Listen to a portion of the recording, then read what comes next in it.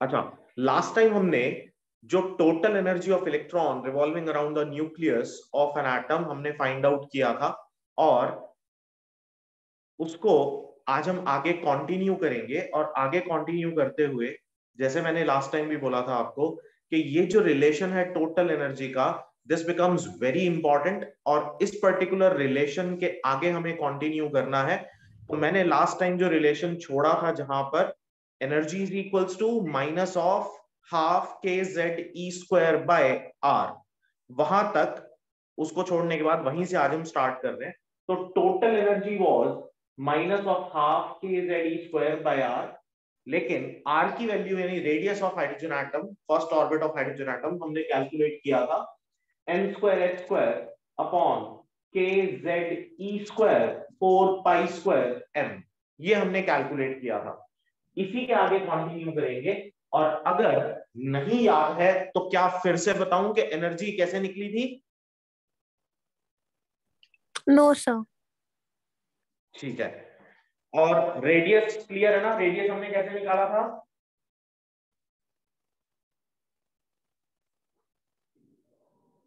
Radius याद है कैसे कैलकुलेट किया था? Yes sir. Yes okay, sir.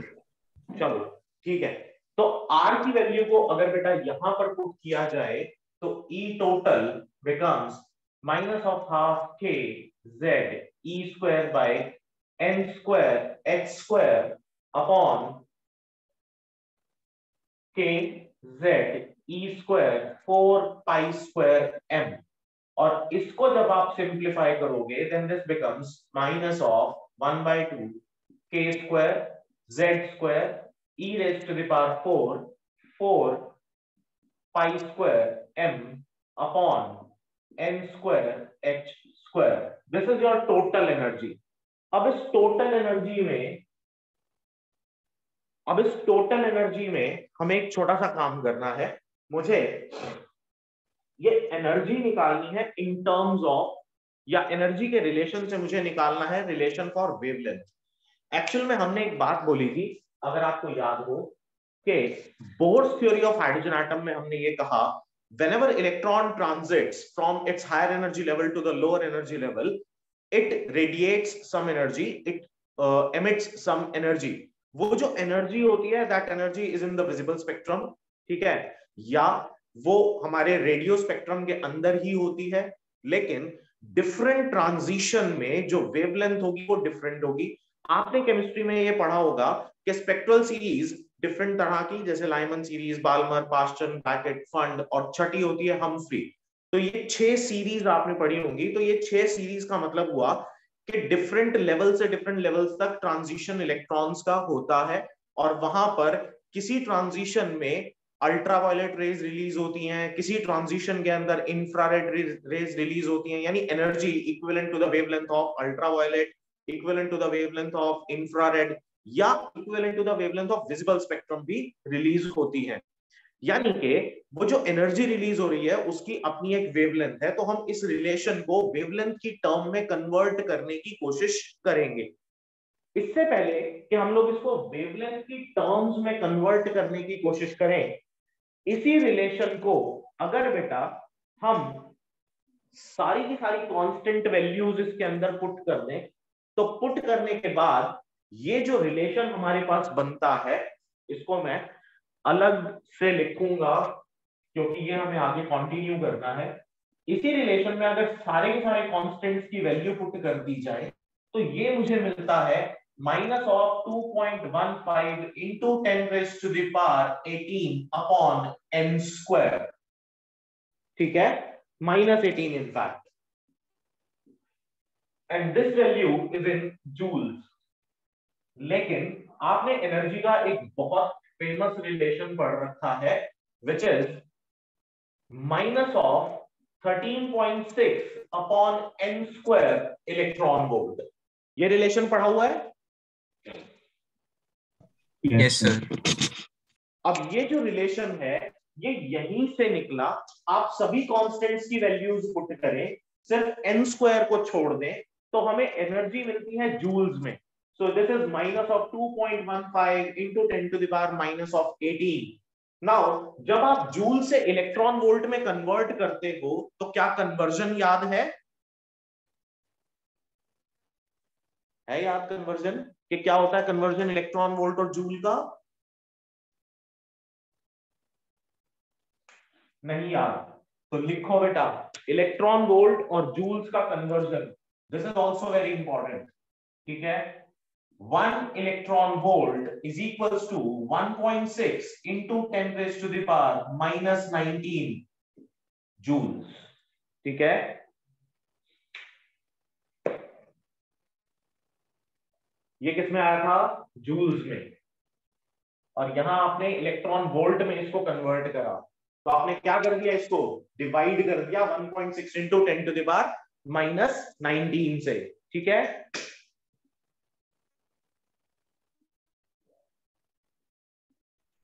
इतनी बात क्लियर है? Yes sir. Yes sir. ठीक है, तो एनर्जी हमने कैलकुलेट करी ये। अब यहां पर स्पेक्ट्रल सीरीज के लिए हम क्या करेंगे, देखो, फॉर, या हम लिखे relation for origin of spectral series, यानी वेवलेंथ का रिलेशन जब हमें बनाना है तो कैसे बनाएंगे? एनर्जी आपको पता है कि E किसके इक्वल होता है? एच सी बाय लैम्डा, लिख सकते हैं? Yes sir. अगर इस एच सी बाय लैम्डा को मैं यहां रिप्लेस कर दूं तो बेटा H C by lambda can be written as H C by lambda is equal to minus of half K square Z square E to the power 4 pi square M upon N square H square. अब इस h और c को आप नीचे ले आओ तो this becomes 1 by lambda is equals to minus of half k square z square e to the power 4 pi square m upon n square h cube into c। लिख सकते हैं? Yes sir. Yes sir. अब ये जो particular relation अब आपके पास बन गया, यहीं से हम लोग फाइनल रिलेशंस निकालेंगे एनर्जी के। ठीक है, अब ध्यान से देखना बेटा, अगर मैं इसको लेवल 1 मान लूं तो ये n1 हो जाएगा, तो n1 पर वेवलेंथ कुछ थी लैम्डा 1, लेकिन अगर मैं इसको n2 मानूंगा तो वेवलेंथ चेंज हो जाएगी, वो हो जाएगी आपकी लैम्डा 2। बट बाकी सभी चीजें क्या है? बाकी सब कुछ तो कांस्टेंट है। ध्यान से देखें, ये सारी की सारी वैल्यूज क्या है आपकी? कांस्टेंट है। इसी कांस्टेंट को बोला जाता है रेडबर्ग कांस्टेंट। ठीक है, यस सर। Yes sir. और रेडबर्ग कांस्टेंट की वैल्यू r से रिप्रेजेंट करते हैं हम लोग इसको, and is equals to 1.03 into 10 raise to the power 7। Rydberg constant की वैल्यू होती है 1.03 into 10 raise to the power 7 per metre. Rydberg constant. अब फाइनल रिलेशन अगर मुझे निकालना था तो according to bourse theory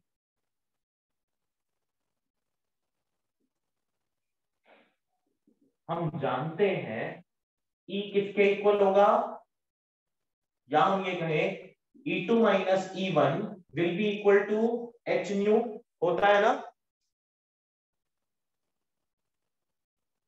yes sir.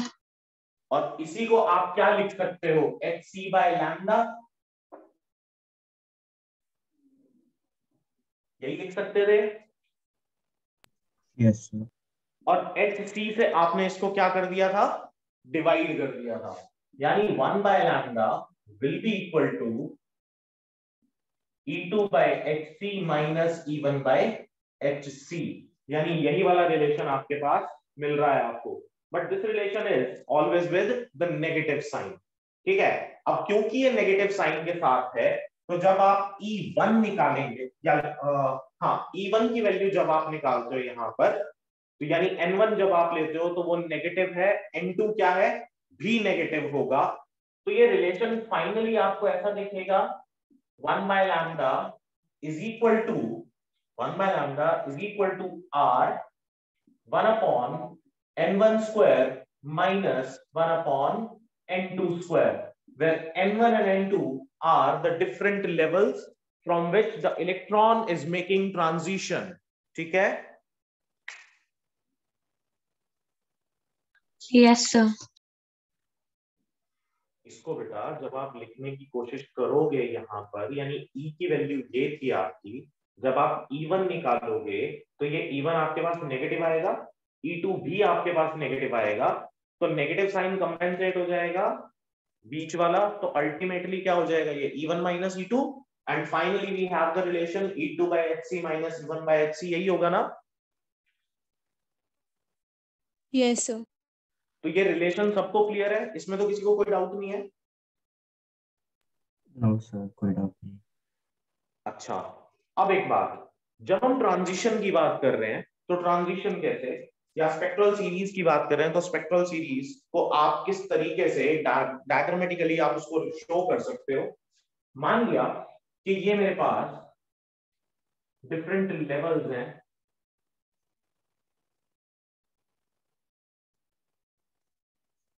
ये हमारे पास डिफरेंट लेवल्स हैं, ठीक है। लेट्स से कि this is n is equal to 1, this is 2, 3, 4, 5, 6 और ये कोई लेवल है मेरे पास इंफिनिटी, ठीक है।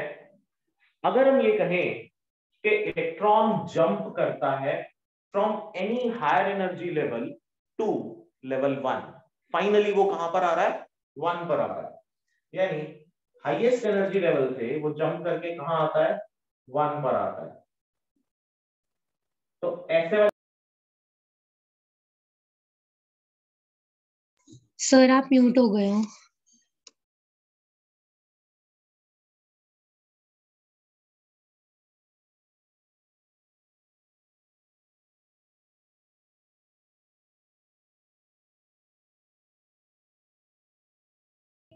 सर म्यूट हो रहा है।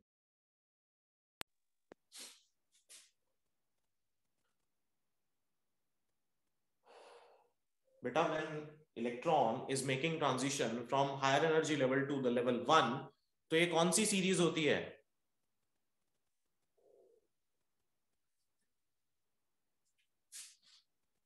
Am I audible to all of you? Yes, sir. Now you are. Yes sir. तो ये कौन सी सीरीज होती है?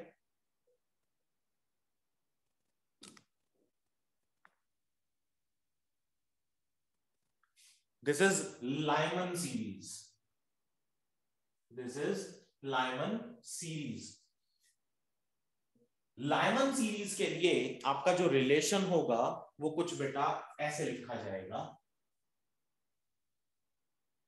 1 upon lambda L Lyman is equal to R 1 upon 1 square, यानी इनिशियल लेवल आपका क्या है, 1, कहां पर पहुंच रहा है वो, 1 पर पहुंच रहा है। तो लाइमन सीरीज के लिए रिलेशन बनेगा 1 upon 1 square minus of 1 upon n2 square। अब ये n2 कुछ भी हो सकता था, ये n2 आपका 2 भी हो सकता है, 3 भी हो सकता है, 4 भी हो सकता है, 5 भी हो सकता है, 6 भी हो सकता है और इंफिनिटी भी हो सकता है। तो this will be Lyman series. Lyman series के केस में जो वेवलेंथ आपको मिलेगी, that wavelength will be in the range of, क्या होनी चाहिए,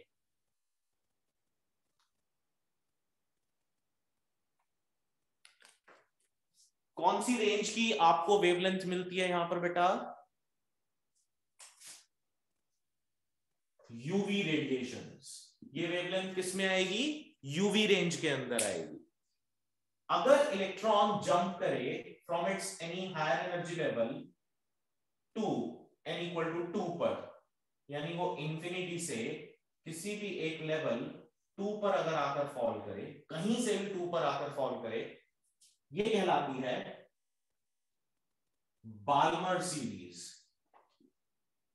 बाल्मर सीरीज के केस में फॉर्मूला होगा 1 by lambda b is equal to R 1/2 square minus 1/n2 square.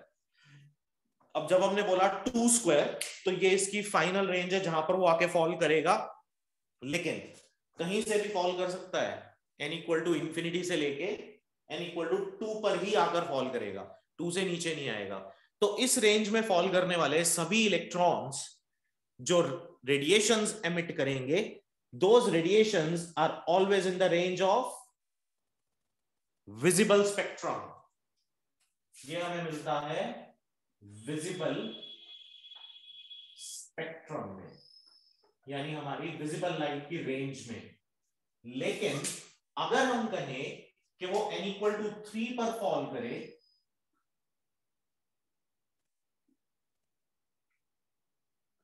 तो लायमन बाल्मर ये होगी पाश्चन सीरीज, और पाश्चन सीरीज में 1/λ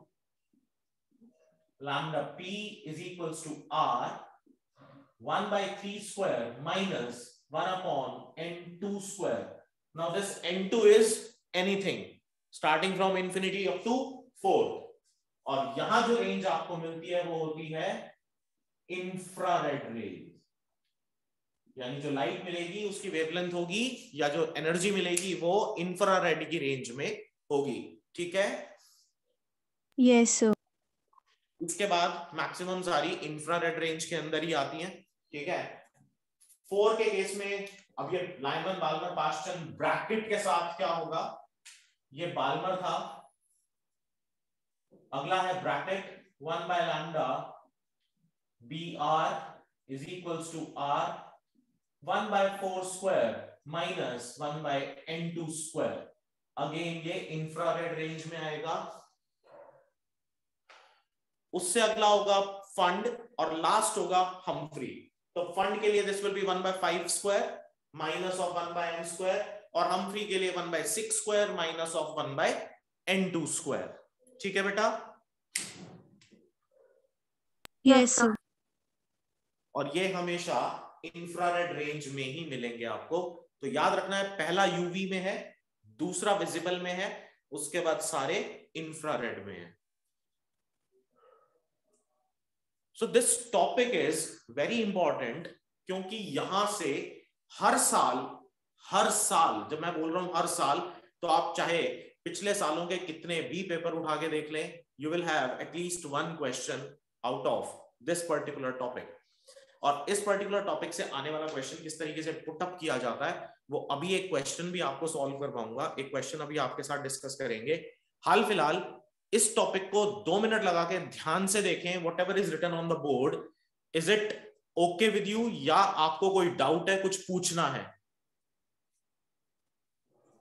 सर अभी तो डाउट नहीं है। नमन,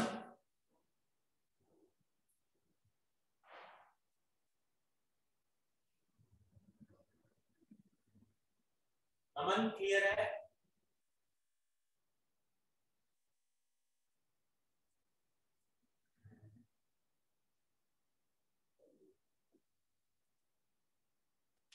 तमन्ना क्लियर है बेटा? सर आपकी वॉइस थोड़ी लो आ रही है। मैंने बोला आपको ये टॉपिक क्लियर है? Yes sir. Okay. Sir N1 N2 का कैसे करते थे? ये N1 हमारा कौन सा वाला है? N1 तो हमारा बेटा ये है जहां पर वो आके फॉल करेगा, फॉल करेगा, और N2 जहां से आ रहा है। हाँ, N2 जहां से वो गिरेगा।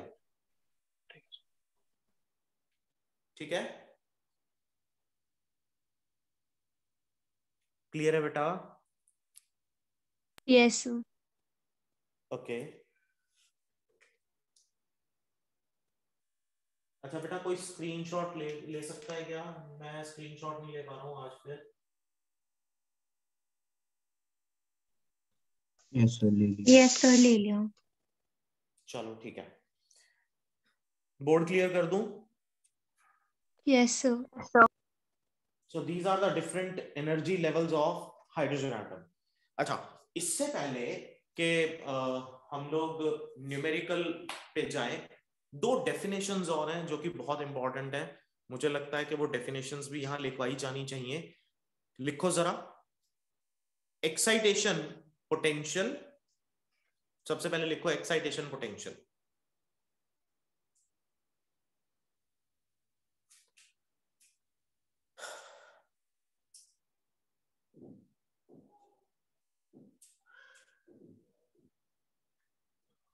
It is the potential difference through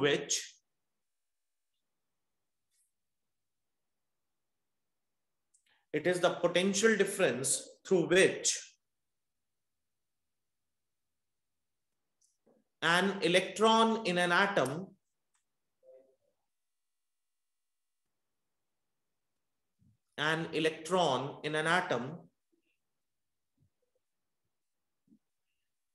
has to be accelerated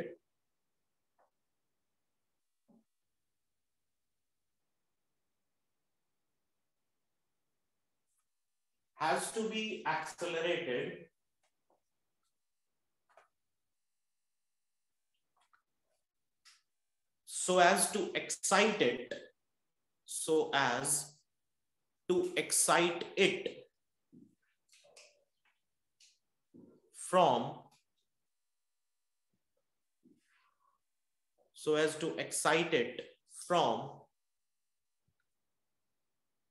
its ground state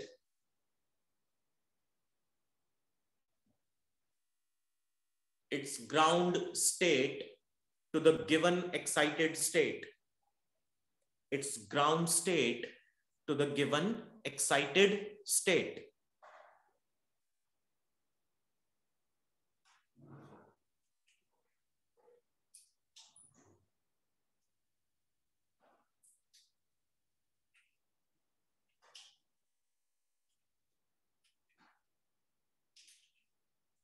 next लिखो बेटा ionisation energy. Ionisation energy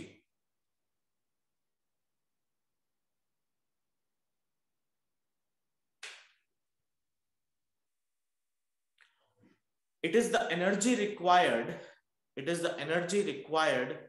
to knock out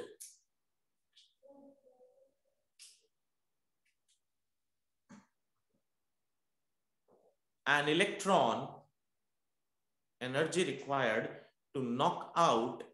electron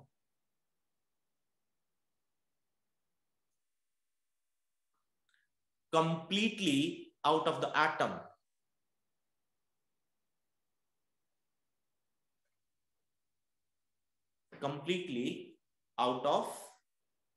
atom.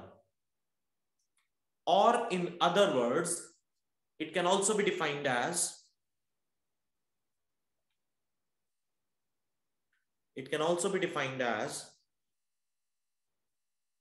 to excite an electron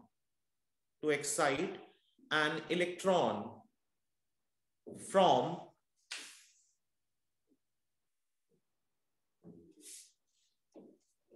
n equal to 1 to n equal to infinity. From n equal to 1 to n equal to infinity. ठीक है?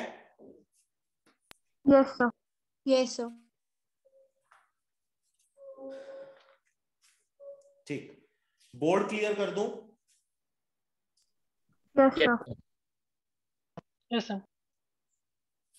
अब यहां से एक important question, और मैं इस particular part को अभी डिलीट नहीं करूंगा, मतलब इसको यहां से रब नहीं करूंगा, क्योंकि ये फॉर्मूला इंपॉर्टेंट है और ये कन्वर्जन भी इंपॉर्टेंट है।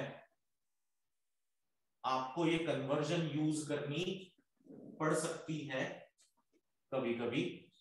जब भी कभी आप इस चैप्टर से रिलेटेड न्यूमेरिकल्स करेंगे तो इलेक्ट्रॉन वोल्ट से जूल्स और जूल से इलेक्ट्रॉन वोल्ट आपको मूव करना पड़ सकता है। एट टाइम्स ऐसा होता है कि एनर्जी आपसे मेगा इलेक्ट्रॉन वोल्ट में पूछ लेता है, तो जब आपसे मेगा इलेक्ट्रॉन वोल्ट में पूछेगा तो इसके अंदर थोड़ा सा चेंज कर लेंगे, 1 mega electron volt means 10⁶ into 1 electron volt, और वो किस में है? जूल्स में. So this will be 1.6 into 10⁻⁻19 joules. तो अल्टीमेटली कितना हो जाएगा? 1.6 into 10⁻⁻13 joules. ठीक है?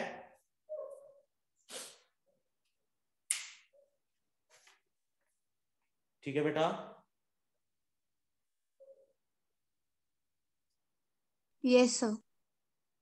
ओके, अब क्वेश्चन देखें. क्वेश्चन आपको दे रखा है, कहता है मान लो कि आपके पास 4 डिफरेंट एनर्जी लेवल्स हैं. एक ये रहा, 2 3 4.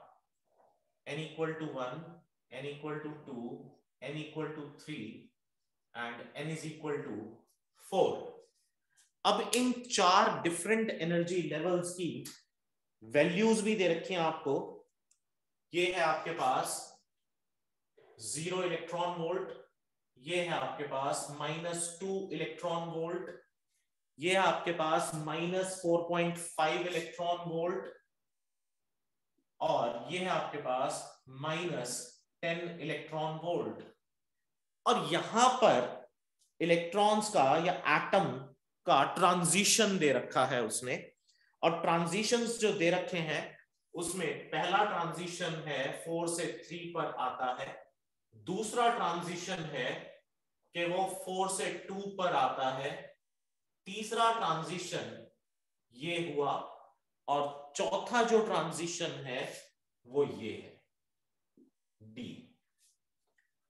इस फिगर का काम अभी जब आप क्वेश्चन नोट कर लेंगे उसके बाद पहले लिखो क्वेश्चन. क्वेश्चन क्या कहता है? The energy levels of an atom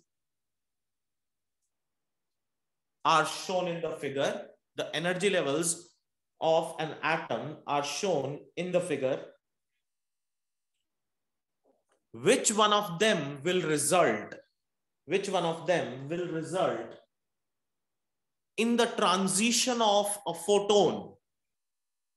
Which one of them will result in the transition of a photon of wavelength 275 nanometers? Of wavelength 275 nanometers. Sir D. अब देखो बेटा, यहां बच्चे क्या करते हैं, ई का फॉर्मूला पता है और वो यहां ये डिफरेंस लेके लैम्डा निकालने की कोशिश करते हैं कि लैम्डा आ जाएगा तो ठीक है ना. आप उल्टा करो, आप ई कैलकुलेट कर लो पहले. ठीक है? अब जब आप ई कैलकुलेट करोगे तो फिर प्रॉब्लम आएगी. ये मैंने इसीलिए बोला कि ये यहां पर इंपॉर्टेंट था. अगर मैं आपसे इस क्वेश्चन का सॉल्यूशन करने के लिए बोलूं तो सॉल्यूशन देखो कैसे करोगे. E आपके पास होता है hc/लैम्डा. H आपको पता है 6.63 10⁻⁻34. C की वैल्यू 3 × 10⁸8. लैम्डा की वैल्यू 275 नैनोमीटर्स × 10⁻⁹. बेटा ये आंसर किस में आएगा? जूल्स में आएगा ना? Yes sir. Yes, sir. अब क्योंकि ये जूल्स में आएगा और इधर सब कुछ इलेक्ट्रॉन वोल्ट में दे रखा है, तो एक काम करेंगे, इसको इलेक्ट्रॉन वोल्ट में कन्वर्ट कर देंगे. तो क्या करोगे? इलेक्ट्रॉन वोल्ट में कन्वर्ट करने के लिए इसको डिवाइड करेंगे 1.6 × 10⁻⁻19 से. अब आप इसको सॉल्व करो.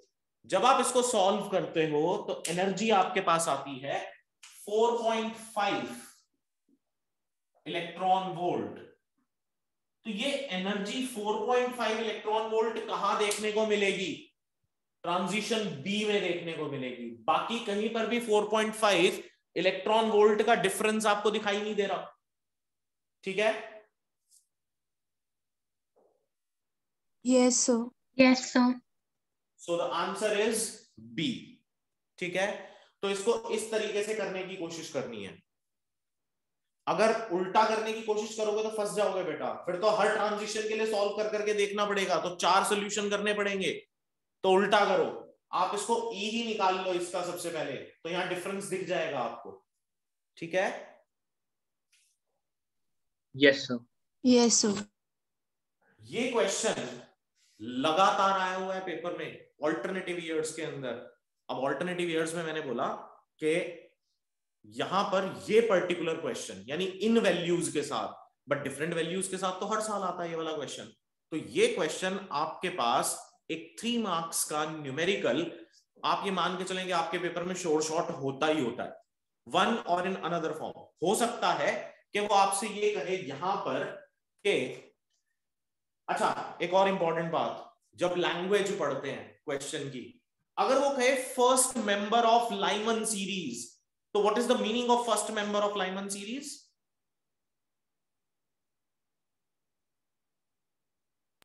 n2 से n1 तक। हाँ, when the transition is happening from 2 to 1. Second member of Balmer series,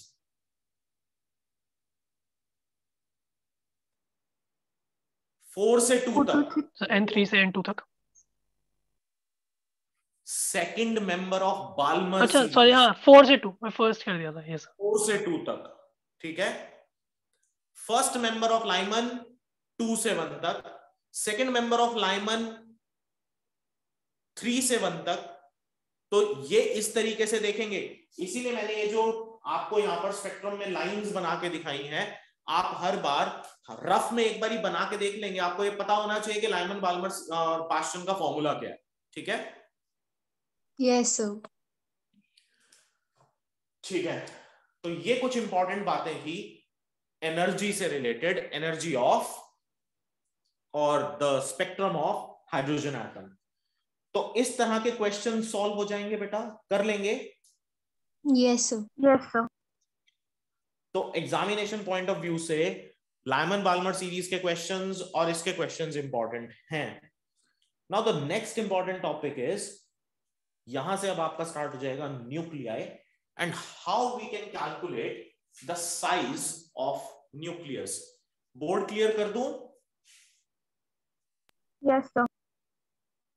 बेटा स्क्रीनशॉट ले लेना कोई भी एक जना। सर 3 नंबर के साथ कैलकुलेशन बहुत ज्यादा नहीं है? अब यार है तो सही, पर आता ही है, इसमें से क्या करें। सर इसमें डायरेक्ट ज्यादा वाला ही- फॉर्मूला नहीं लगा सकते हैं? कि E is equal to 1304 by lambda वाला जो फॉर्मूला होता है? लगा सकते हो, बट फिर उसके लगा- 3 नंबर नहीं मिलेंगे। नहीं मिल जाएंगे, बिल्कुल मिलेंगे। ऐसा ऐसा कहाँ लिखा है? बट भाई वो देखो, शॉर्टकट टाइप नहीं हो गया? हो गया शॉर्टकट टाइप, अच्छी बात है ना भाई। देखो सुनो, ये केमिस्ट्री नहीं है आपका सब्जेक्ट, ठीक है? कि कोई रिएक्शन है तो फिर आपको पूरी करके ही दिखानी है, अगर वो 2 स्टेप्स में है तो 2 स्टेप में करके दिखानी है। फिजिक्स है यार, मैथ्स नहीं है। मैथ्स के अंदर आपको स्टेप बाय स्टेप दिखाना होता है। यहां बहुत सब जगह ऐसा है कि भाई ठीक है, ये तो आपकी इंटेलिजेंस है ना कि आपने एच सी बाय लैम्डा में एच और सी का एक पहले कैलकुलेशन कर लिया and you have to divide it by 1.6 into 10 to the power -19। अब आप उसको सॉल्व करके 1304 अगर लेके चल रहे हो तो ये तो आपकी इंटेलिजेंस की बात है। एग्जामिनर को इससे क्या प्रॉब्लम हो सकती है? कोई प्रॉब्लम नहीं है। तो मतलब एक बार फॉर्मूला प्रॉपर लिख के और नीचे कैलकुलेशन जैसे करता है। बिल्कुल बिल्कुल, ठीक है। ये शॉर्टकट्स देखो, एक वो बच्चा जिसके 70 out of 70 आते हैं और एक वो बच्चा जो बेचारा 65 पे रह जाता है, ठीक है? उसमें और आप में फर्क सिर्फ इतना ही होता है कि वो टाइम को मैनेज कर लेता है इस तरीके से। और वो मैनेज कैसे होता है? आप n number of question solve करते हो, आपकी एक सेटिंग बैठ जाती है दिमाग में कि यार ये वाले पार्ट का ना सोल्यूशन यही आता है हर बार, मैंने इसको रट लिया बस। तो इसमें कोई बुराई नहीं है भाई। आपका कॉन्सेप्ट अपनी जगह बिल्कुल ठीक है, तो इसमें क्या बुराई है? आपने उसको और सिंप्लीफाई कर दिया, फॉर्मूला ही तो बनाया है। ये कहां लिखा है कि एच सी बाय लैम्डा लिखो फिर एच की वैल्यू भी डाल के दिखाओ? ये कहीं नहीं लिखा, ठीक है ना?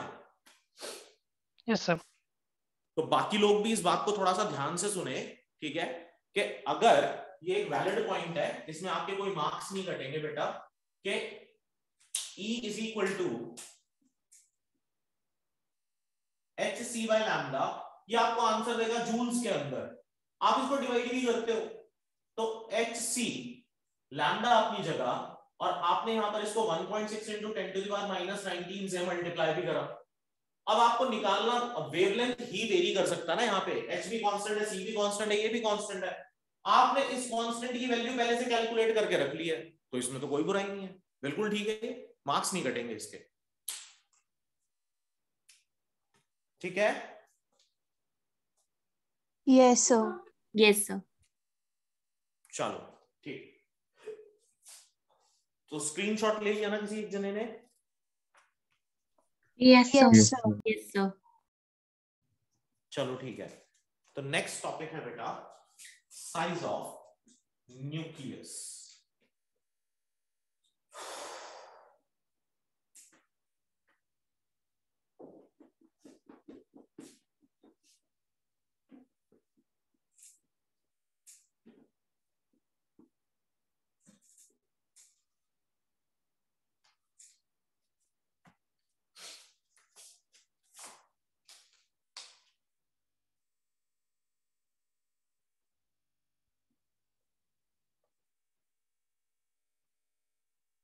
अच्छा ठीक है, अभी तक हम एटम की बात कर रहे थे, और प्रायर टू दिस टॉपिक अभी तक जितना भी कुछ हमने करा, ठीक है, वहां पर हम बार बार एक बात कह रहे थे that this is only valid for hydrogen and hydrogen alike atoms, but अब हम उससे आगे निकल आए हैं। ठीक है, जब हम साइज ऑफ न्यूक्लियस की बात कर रहे हैं तो हम ये जानते हैं कि nucleus basically contains some nucleons, यानी जो एंटिटीज न्यूक्लियस के अंदर होती है उसको यहां इस चैप्टर में हम न्यूक्लियॉन्स कहेंगे, बीट प्रोटॉन्स बीट न्यूट्रॉन्स या दोनों ही, they are basically called nucleons. तो न्यूक्लियस के अंदर जो चीजें रहती हैं या अंदर जो चीजें होती हैं उनको हम लोग न्यूक्लियॉन्स कहते हैं। और अगर इसी न्यूक्लियस का मुझे साइज पता करना हो तो ये हम साइज कैसे पता कर सकते हैं? याद करें, याद रखने की बात ये कि volume of nucleus is directly proportional to its mass number. Volume of nucleus is directly proportional to its mass number. अब जिसका मास नंबर बहुत ज्यादा होगा ऑब्वियसली उसका न्यूक्लियस साइज भी ज्यादा होगा। ठीक है, तो volume is directly proportional to the mass number. तो वॉल्यूम, अगर हम लोग न्यूक्लियस को एक स्फेरिकल बॉडी कंसिडर करते हैं, जो कि बहुत छोटी बॉडीज को जनरली हम करते हैं कंसिडर, तो 4/3 pi r cube is directly proportional to mass number A.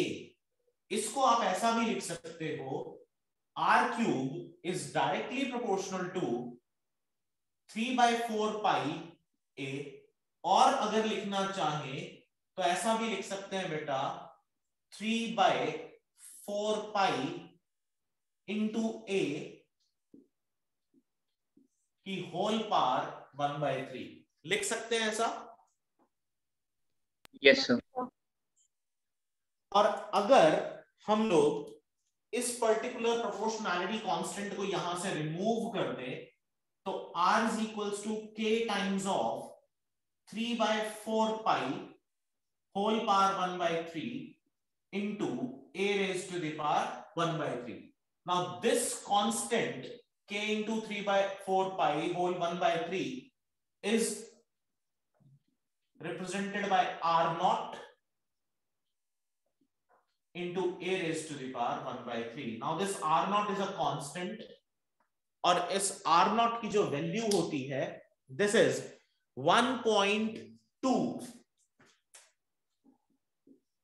into 10 raised to the power -15 metre, यानी इसकी वैल्यू हमें 10 to the power -15 मीटर की रेंज में मिलती है।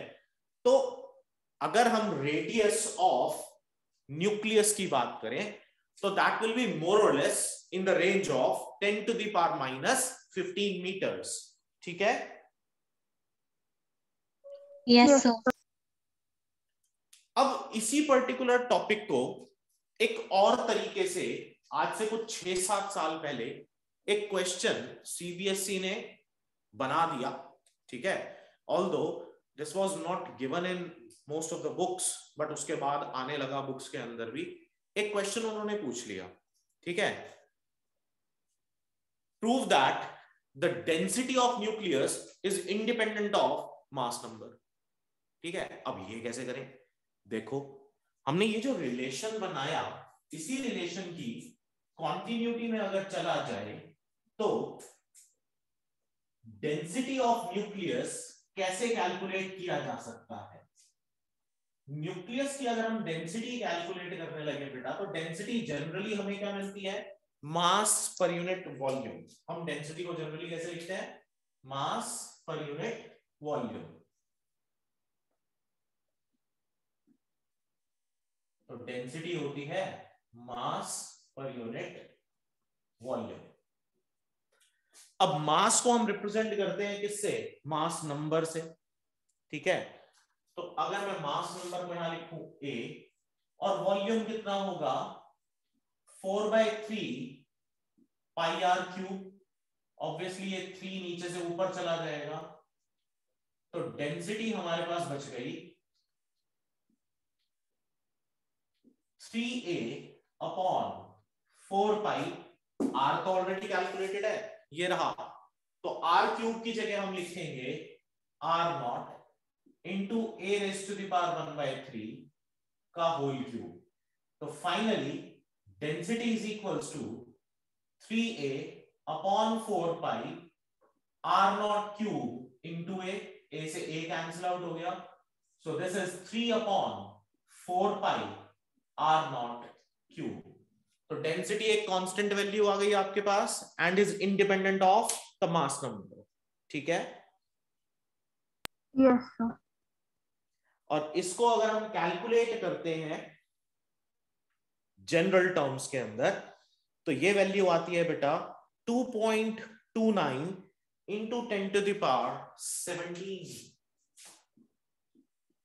2.29 into 10 to the power 17 kg per meter cube.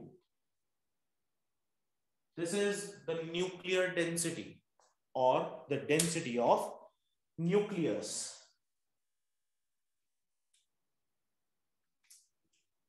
ठीक है? Yes sir. अच्छा, एक और इंटरेस्टिंग फैक्ट यहां से नोट डाउन करो, इसके लिए लिखो, the nuclear density is not constant throughout the nucleus. The nuclear density is not constant throughout the nucleus. It has maximum value at the center. It has maximum value at the center and it gradually decreases as we move away from the center.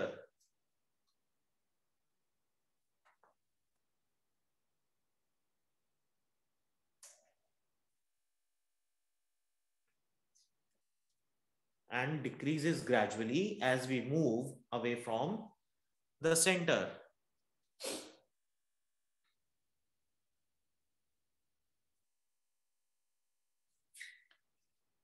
लिख लिया?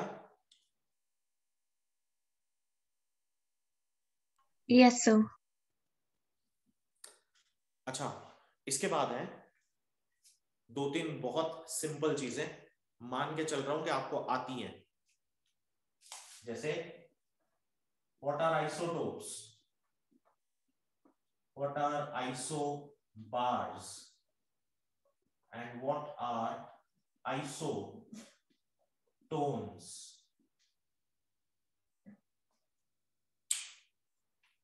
Isotopes बताएं, what are isotopes? So same atomic number, different mass number. Elements with same atomic number but different mass number. Example क्या हो सकता है? So hydrogen, no, Hydrogen. deuterium, hydrogen के 3 होते हैं, tritium. क्लोरीन के 2 होते हैं, है ना? क्लोरीन 37 और 17 और 35 और 17, है ना? ठीक है. So elements having same atomic number but different mass numbers are called isotopes. What are isobars?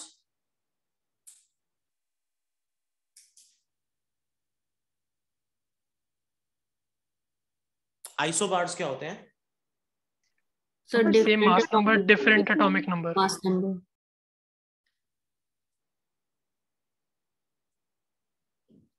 Same mass number and different atomic number. बिल्कुल ठीक है. एग्जाम्पल क्या हो सकता है?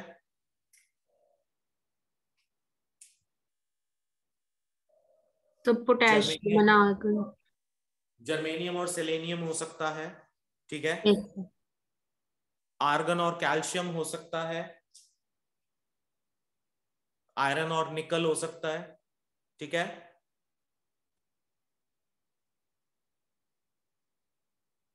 Yes sir. आइसोटोप्स के लिए हम कहते हैं elements with same atomic number but different mass numbers are called isotopes. Isobars होंगे elements with same mass number but different atomic numbers. What are isotones? So same number of neutrons. Yes, elements having same number of neutrons are called isotones. तो same number of neutrons, example क्या होगा इसका? Chlorine and potassium. ठीक है. Yes, sir. भाई आप अगर chlorine ले लें which is 37 and 17, ये आइसोटोप लिया क्लोरीन का, और पोटेशियम का ले लिया आपने 39 और 19, तो नंबर ऑफ न्यूट्रॉन्स दोनों में सेम आएंगे 20-20. Yes sir. ठीक है.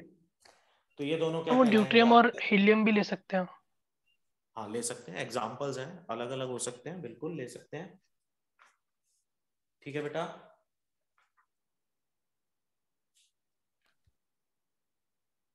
Yes sir.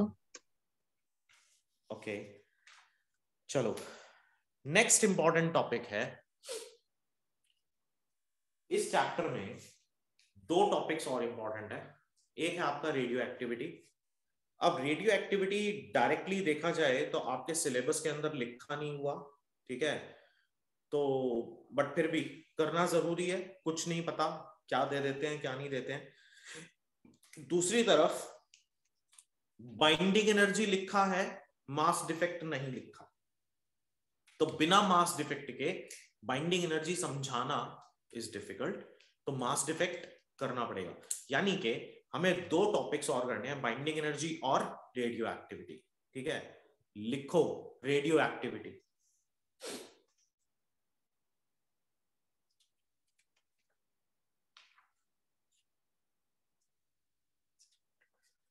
The phenomena of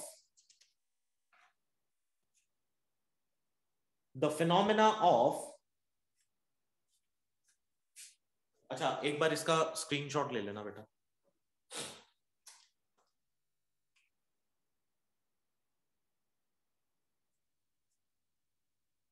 ले लिया?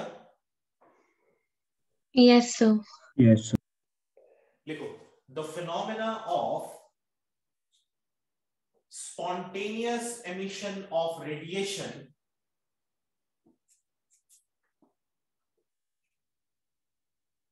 the phenomena of spontaneous emission of radiation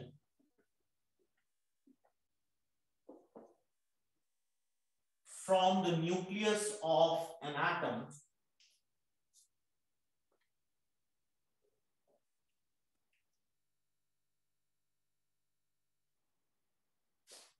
is called radioactivity. Is called radioactivity.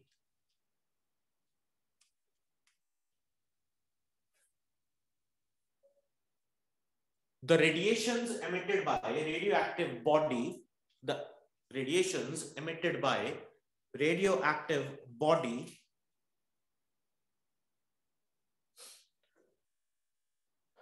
are not homogeneous.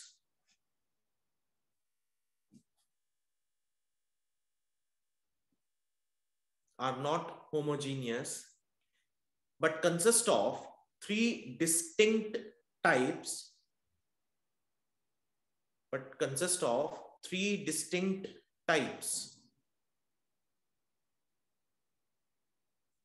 These are named as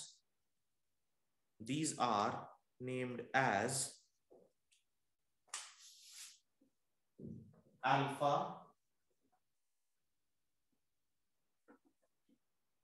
beta and gamma. These are named as alpha, beta and gamma. Alpha rays में आपको जो particles मिलते हैं, those particles are equivalent to the helium nuclei, He42. Those particles are equivalent to the helium nuclei. जब हम beta particles की बात करते हैं तो ये होते हैं बेटा इलेक्ट्रॉन्स, और जब हम गामा पार्टिकल्स की बात करते हैं तो ये होते हैं न्यूट्रॉन्स। ठीक है। Out of these three, gamma rays have the highest penetrating power. The gamma rays have the highest penetrating power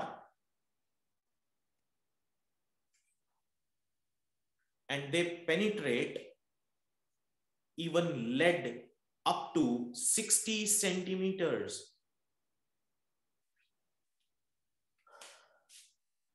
Gamma rays have highest penetrating power and they can even penetrate a thick wall of, or a thick, let's say thick wall of lead up to 60 centimeters.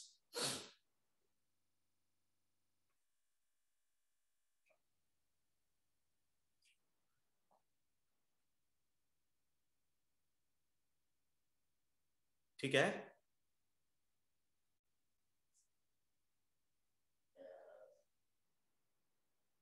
Properties of alpha rays, beta rays and gamma rays.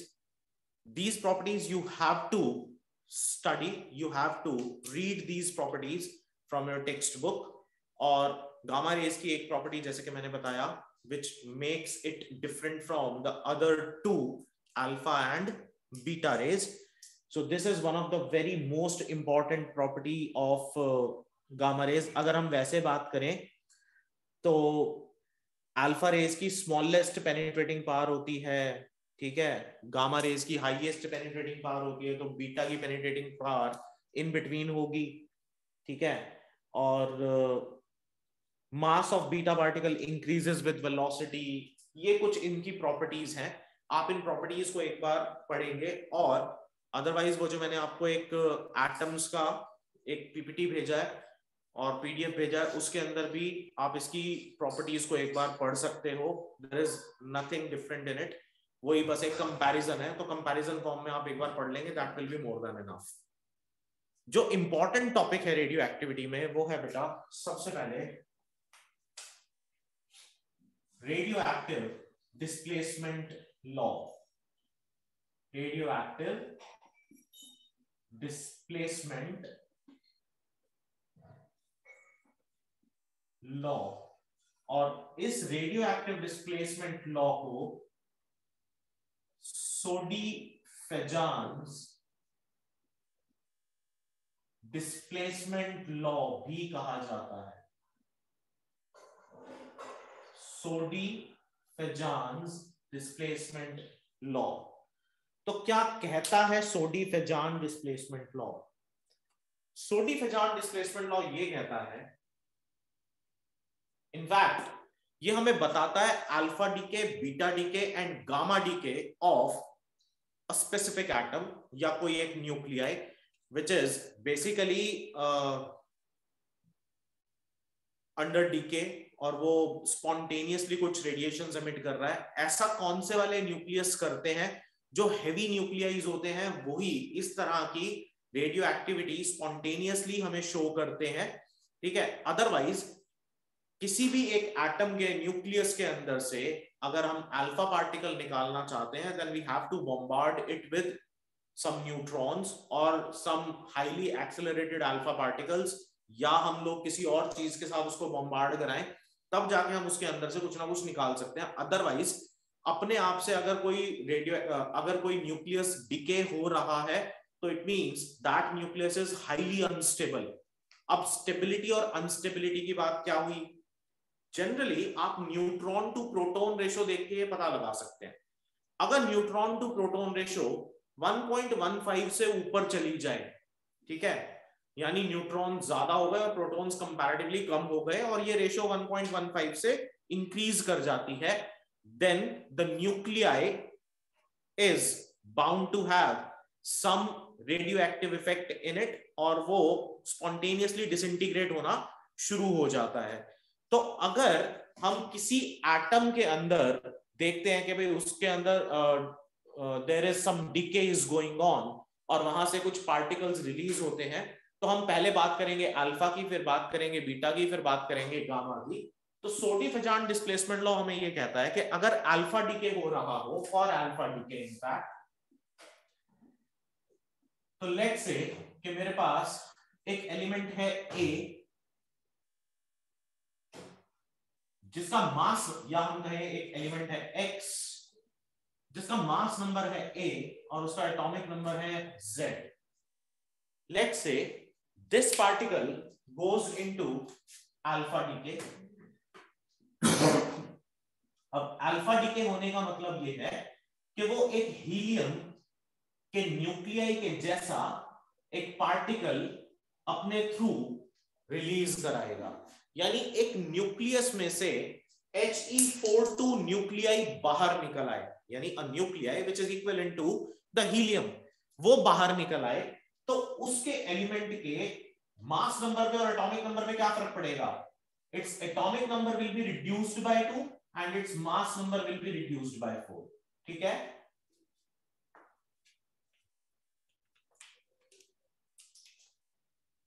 So during alpha decay mass number will be reduced by 4 and atomic number will be reduced by 2, ठीक है बेटा? Yes sir. Yes sir. यानी radioactive transformation में mass number will be reduced by 4 and atomic number will be reduced by 2 in case of alpha decay. Likewise in case of beta decay, अगर same element मेरे पास होता Z, उसका atomic number, mass number is A, और अगर इसका beta decay हुआ होता तो इट मींस हम इसमें से एक इलेक्ट्रॉन बाहर निकाल रहे हैं। कहां से? इसके न्यूक्लियस में से। अब ऑब्वियसली यहां एक नई चीज आपको समझनी जरूरी है, न्यूक्लियस में तो इलेक्ट्रॉन होता ही नहीं है, फिर निकालोगे कैसे?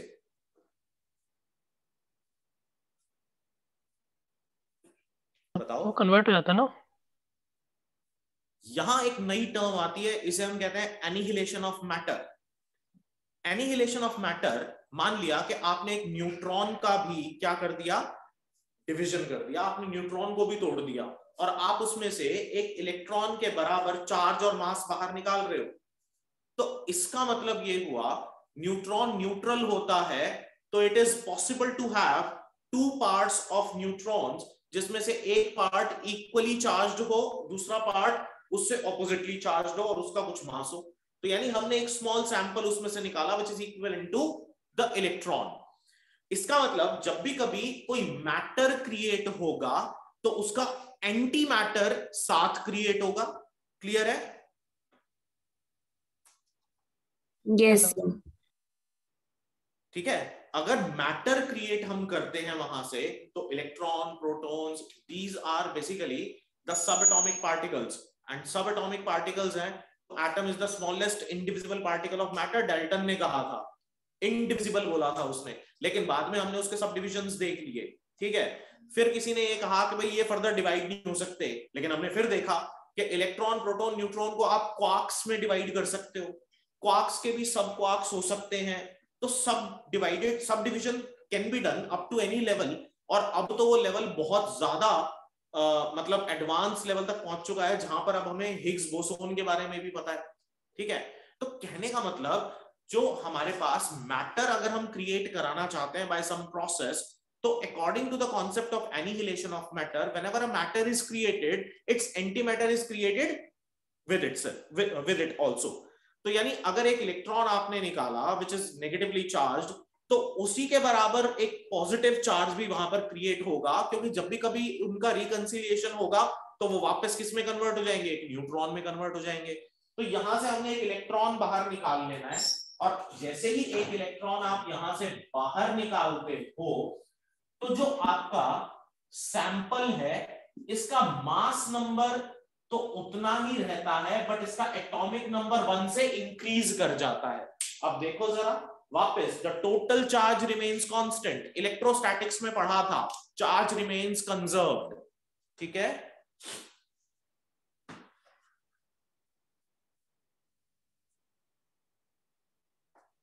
क्लियर है बेटा इतनी बात? Yes, sir. Next, gamma decay. Gamma decay क्या है देखो जरा,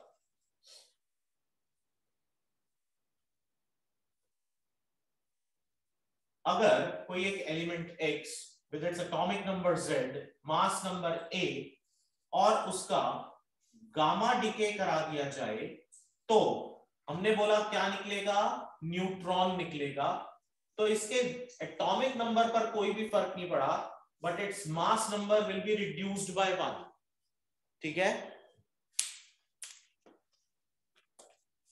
Yes, sir. तो इसके ऊपर एक क्वेश्चन हर साल पेपर में आता है, ठीक है, 1 मार्क का, किसी ना किसी सेट के अंदर जरूर होगा। जो मैंने इससे पहले न्यूमेरिकल कराया था वो हर सेट में मिलेगा आपको। ये क्वेश्चन हो सकता है एक में हो दूसरे में ना हो, लेकिन वो इसी के बराबर का डिफिकल्टी लेवल का कोई दूसरा क्वेश्चन हो सकता है, ठीक है, किसी और सेट के अंदर। लेकिन क्वेश्चन कैसे पूछा जाता था इसके ऊपर ज्यादा मुश्किल नहीं है। मान लिया कि उसने कहा कि मेरे पास एक एलिमेंट है A1, दूसरा A2, तीसरा A3, चौथा A4। वो ये कहता है कि A1 का जो मास नंबर है दैट इज 178, ठीक है, और A3 का जो एटॉमिक नंबर है दैट इज 81, उसने दे दिया कुछ ऐसे कोई नंबर दे दिया, ठीक है। वो कहता है कि अगर A1 से मुझे A2 मिला बाय अल्फा डीके, A2 से A3 मिला बाय बीटा डीके, और A3 से A4 मिलता है वापस एक और अल्फा डीके के बाद, then find out the atomic numbers and the mass numbers of all the elements. निकाल सकते हैं? Yes sir. देखो आराम से हो जाएगा। ये 178 है, अल्फा डीके हुआ, तो अल्फा डीके के बाद mass number will be reduced by 4, तो इधर A2 का कितना होना चाहिए, 174 होना चाहिए, ठीक है। यहां बीटा डीके हुआ, बीटा डीके के बाद एटॉमिक नंबर 1 से इंक्रीज करता है, यहां 81, तो प्रीवियसली इट मस्ट बी 80 होना चाहिए। Yes, sir. अब ये 80 है बेटा, तो इसका कितना होना चाहिए, क्योंकि यहां पर 2 से रिड्यूस होके आया होगा, तो ये होना चाहिए 82, ठीक है। अब ये 81 फिर से अल्फा डीके हो गया, तो कितने से रिड्यूस हुआ, 2 से, तो ये होना चाहिए 79, ये 74 था, तो ये 174 ही रहेगा, कोई फर्क नहीं पड़ा। लेकिन अल्फा डीके हो गया तो फिर 4 से रिड्यूस हो गया 170। कर लेंगे इस तरह के questions? Yes, sir. Yes, sir. तो बेटा इस चैप्टर को एक बार पढ़ लेना, ठीक है, जितना अभी तक हुआ है। Next class is going to be the last class of this chapter, and उसके बाद सिर्फ हमारा बच जाएगा dual nature of matter and electronics. और बेटा वो ज्यादा से ज्यादा 4 या 5 क्लास का काम है, आपका कोर्स खत्म हो जाएगा with in the next 5 to 6 classes. ठीक है? Okay sir. लेकिन Yes, sir. पिछला पढ़ना शुरू कर दो। मैंने बोला था अपनी रे ऑप्टिक्स की, कुछ वेव ऑप्टिक्स की अगर प्रॉब्लम्स हैं तो वो डिस्कस कर लो बेटा। कोई एक टाइम रख लो, कोई एक क्लास रख लो जिस दिन हम लोग उसकी रिवीजन कर लें। ठीक है? या आप इसके बाद रखना चाहते हो कोर्स फिनिश होने के बाद, because 5 to 6 classes is merely a matter of 2 weeks, और 2 weeks के अंदर हम कोशिश करेंगे, और हो सकता है कि मैं ये कोशिश भी करूं किसी एक दिन के भाई इलेक्ट्रॉनिक्स हम एक एक्सटेंडेड क्लास रखें, क्योंकि इलेक्ट्रॉनिक्स में आपका बहुत सारा पार्ट कट गया है। ठीक है? सिर्फ पीएन जंक्शन डायोड, एलईडी और फोटो डायोड ही आपके कोर्स में है, and rest part is not in your course. Transistor नहीं है, बूलियन अलजेब्रा नहीं है, तो फिर उसको हम जल्दी ही फिनिश ऑफ करने की कोशिश करेंगे। ठीक है? Okay sir. तो नेक्स्ट क्लास में ऑल्दो के radioactivity is also not there, but फिर भी हम लोग इसको कर रहे हैं क्योंकि आपके कॉम्पिटिटिव पॉइंट ऑफ व्यू से या कॉम्पिटिटिव एग्जाम्स के पॉइंट ऑफ व्यू से ये इंपॉर्टेंट है। बाकी सीबीएसई का भी कोई भरोसा नहीं है। ठीक है? तो इसको करना जरूरी ही है। ठीक है बेटा? Yes Yes, sir. तो ठीक है, नेक्स्ट क्लास में ये चैप्टर आपका फिनिश हो जाएगा, तब तक इसको एक बारी पढ़ लेना। और बेटा इसका भी स्क्रीनशॉट लेके सारे स्क्रीनशॉट्स एक बार ग्रुप पे डाल दो please. Yes sir. Sir term 2 कब तक होगा? जैसे कुछ रूमर्स हैं, अकॉर्डिंग टू दैट 20th मार्च से पेपर स्टार्ट हो जाएंगे, और फरवरी एंड के अंदर they are basically planning for practical exams. लेकिन अभी तक स्कूल्स तो खुले नहीं है, तो जब तक प्रैक्टिकल्स होंगे नहीं तो प्रैक्टिकल एग्जाम्स के बारे में कुछ हो नहीं सकता। तो हमारे ग्रुप के ऊपर some discussion is going on. अभी भी मैं देख रहा था, शायद एक सर्कुलर आया है, अभी एक मैसेज फ्लैश हुआ था, तो कुछ अगर इंपॉर्टेंट होगा तो मैं शेयर कर दूंगा। Okay sir. चलो ठीक है बेटा, आज इतना ही रखते हैं, बाकी नेक्स्ट क्लास में। Thank you sir. Thank you sir. Thank you, sir.